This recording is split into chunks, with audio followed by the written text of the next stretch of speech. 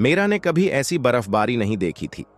बर्फ के फूल हुआ में बेकाबू रकस कर रहे थे और इतनी सर्द हवाएं चल रही थीं कि वो उसकी खाल को काट रही थीं। वो खिड़की के पास खड़ी थी, दुनिया को सफेद में डूबते हुए देख रही थी। अचानक दरवाजे पर दस्तक हुई।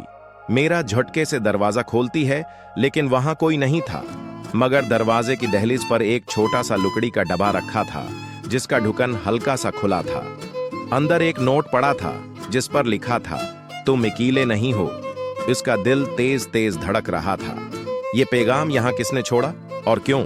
जैसे जैसे तूफान शिद्दत अख्तियार करता गया, मेरा को एक अजीब सी मौजूदगी का एहसास हुआ, हालांकि वो घर में अकेली थी।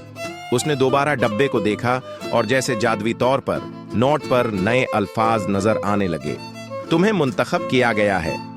मेरा ने गहरी सांस ली और जब वो दरवाजा बंद करने वाली थी, उसने एक सरगोशी सुनी, तूफान पर एतिमाद करो। और फिर हवाएं और तेज हो गईं और एक नया सफर शुरू हुआ। ये कहानी एक गहरा सबक देती है। जिंदगी में जो मुश्किलात हम बर्दाश्त करते हैं, वो तूफान की मानंद किसी न किसी मकसद के लिए होती हैं।